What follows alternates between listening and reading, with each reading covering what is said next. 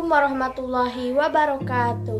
Hello hai semuanya. Kembali lagi di YouTube channel aku, Yolanda Wulandari. Nah, pada video sebelumnya kita sudah membahas tentang konsep dasar manajemen pendidikan.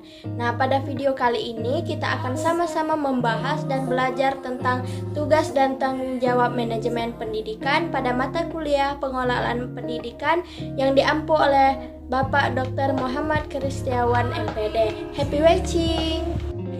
Nah, adapun submateri yang akan kita bahas pada video kali ini ada 6. Yang pertama yaitu konsep dasar kepala sekolah, syarat-syarat menjadi kepala sekolah, ciri-ciri kepala sekolah, tugas dan tanggung jawab kepala sekolah, fungsi kepala sekolah sebagai manajer, dan yang terakhir yaitu peran kepala sekolah. Materi pertama yaitu konsep dasar kepala sekolah.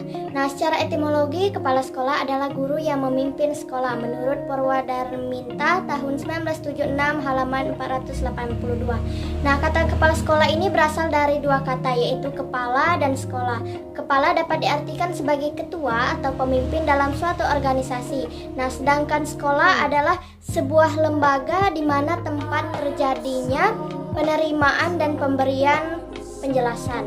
Menurut Syafarudin tahun 2005, tugas kepala sekolah adalah mempengaruhi, mendorong, membimbing, menggerakkan, dan mengerahkan guru, staf, siswa, orang tua, dan pihak yang terkait untuk bekerja dan berperan guna mencapai tujuan yang ditetapkan. Nah, materi selanjutnya yaitu hal-hal apa saja yang mempengaruhi kepemimpinan kepala sekolah menurut Depdiknas tahun 1999 antara lain sebagai berikut. Yang pertama yaitu kepribadian yang kuat, yakni pribadi yang percaya diri, berani, bersemangat, murah hati, dan memiliki kepekaan sosial. Yang kedua yaitu memahami tujuan pendidikan dengan baik. Nah, karena dengan pemahaman yang baik ini, kepala sekolah dapat menjelaskan terkait tentang strategi pencapaian tujuan sekolah.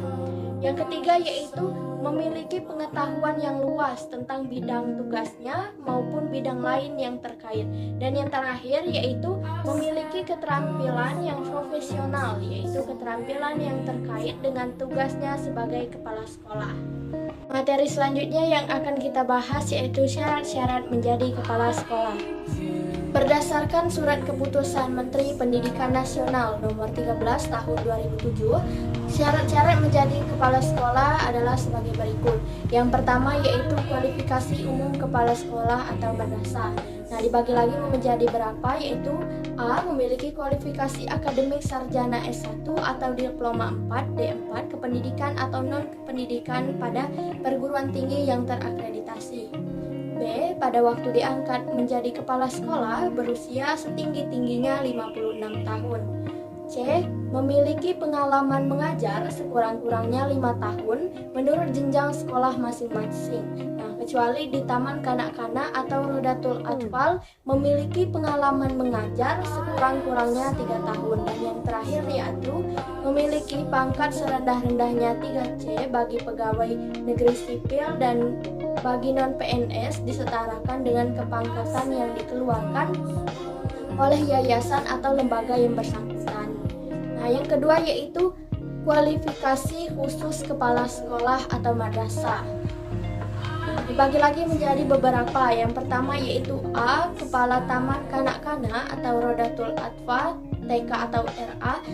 Yang pertama yaitu bersatu sebagai guru TK atau RA, memiliki sertifikat sebagai guru TK atau RA, dan yang terakhir yaitu memiliki sertifikat kepala TK atau RA yang dikeluarkan oleh lembaga pemerintah yang menetapkan.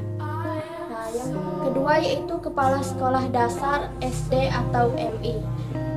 Yang pertama yaitu berstatus sebagai guru SD atau MI, memiliki sertifikat sebagai guru SD atau MI, dan yang terakhir yaitu memiliki sertifikat kepala SD atau MI yang dikeluarkan oleh lembaga yang ditetapkan pemerintah. Yang ketiga atau C adalah kepala sekolah menengah pertama SMP atau MTS. Nah, syarat-syaratnya yaitu berstatus sebagai guru SMP atau MTS, berstatus sebagai guru SMP atau MTS, dan yang terakhir memiliki sertifikat kepala SMP atau MTS yang dikeluarkan oleh lembaga yang ditetapkan. Selanjutnya yaitu D. Kepala sekolah atas SMA atau MA. Yang pertama yaitu berstatus sebagai guru SMA atau MA. Yang kedua berstatus sebagai guru SMA atau MA. Dan yang ketiga memiliki sertifikat kepala SMA atau MA yang dikeluarkan oleh lembaga yang ditetapkan pemerintah.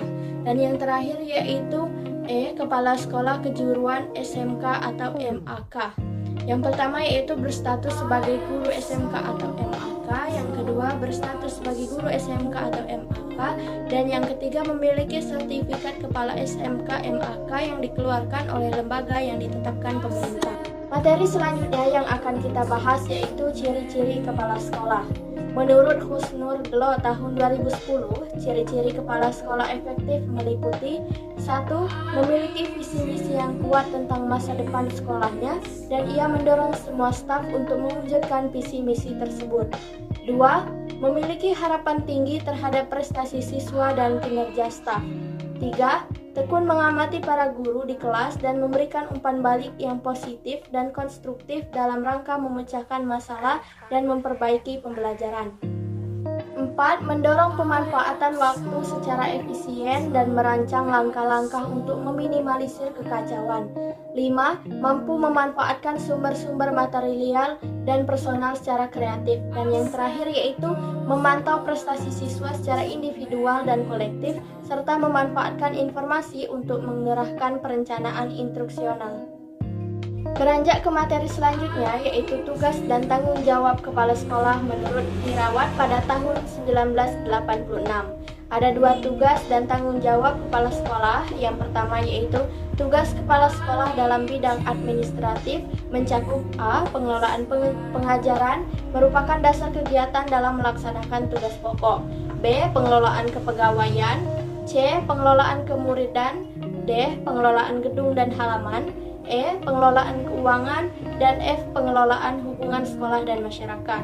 Tugas selanjutnya yaitu kepala sekolah dalam bidang supervisi mencakup A. Membimbing guru agar dapat memahami secara jelas tujuan pendidikan pengajaran yang hendak dicapai. B. Membimbing guru agar mereka dapat memahami lebih jelas tentang persoalan-persoalan dan kebutuhan murid.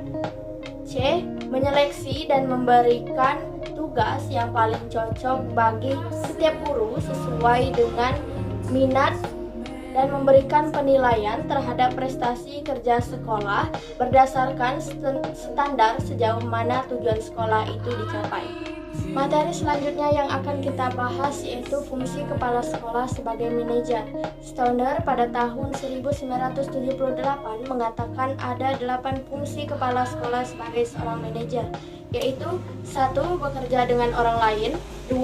Dengan waktu dan sumber yang terbatas mampu menghadapi berbagai persoalan. 3. Bertanggung jawab dan mampu mempertanggungjawabkan. 4. Berpikir secara realistis dan konseptual. 5. Sebagai juru penengah. 6. Adalah seorang politis. 7. Adalah seorang diplomat. Dan 8. Mengambil keputusan yang sulit. Wah, tidak terasa ya kita sudah berada di materi terakhir. Nah, materi terakhir yaitu peran kepala sekolah. Secara garis besar, pemimpin pendidikan memiliki 3 peran utama, yaitu sebagai berikut. 1. Peran kepemimpinan kepala sekolah. Kepala sekolah merupakan kunci dalam bentuk kultur sekolah, dan kepala sekolah harus dapat menjalin hubungan dengan kelompok internal dan eksternal. Yang kedua yaitu peran manajerial kepala sekolah. Peran manajer merupakan aspek utama kepemimpinan kepala sekolah. Secara umum, kepala sekolah harus memimpin dari pusat, demokratis, mendelegasikan tanggung jawab, memberi kuasa dalam pengambilan keputusan, dan mengembangkan usaha elaboratif yang mengikat siswa, guru, dan juga orang tua. Kepemimpinan kepala sekolah yaitu kepemimpinan struktural, kepemimpinan fasilitatif, kepemimpinan yang mendukung, dan kepemimpinan partisipatif.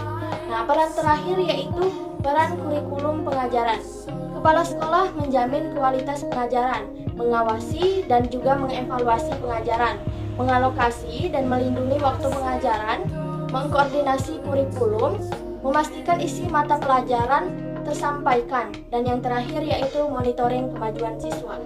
Demikian saja materi yang bisa saya sampaikan pada video kali ini. Semoga bermanfaat untuk kita semua.